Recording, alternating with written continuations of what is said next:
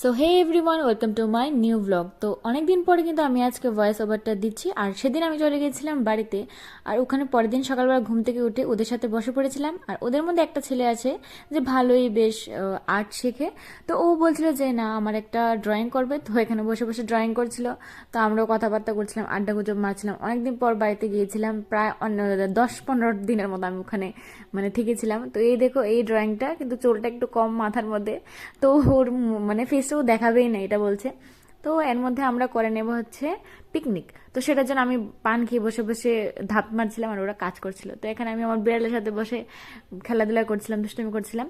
তো পরের দিন সকালবেলা ঘুম থেকে উঠে কাজটা সেরে আমি রেডি হয়ে গিয়েছিলাম। আমাদের ছিল একটা নিমন্ত্রণ, তো ও চলে এসেছিল। তো কিছুক্ষণ হাসা ঠাট্টা করার পর চলে গেছিলাম নিমন্ত্রণ। আর ওখান থেকে এসে কিন্তু আমাদের পিকনিকের যা যা আছে, আমরা খিচুড়ি পার্টি করব।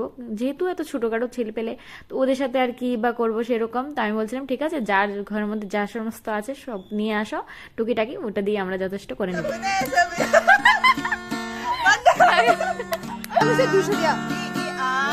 ঠিক আছে।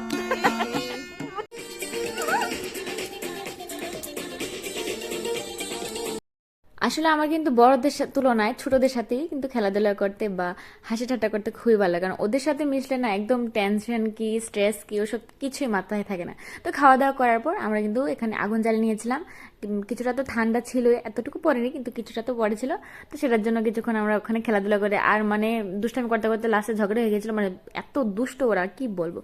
তো শেষ করছি এখানে।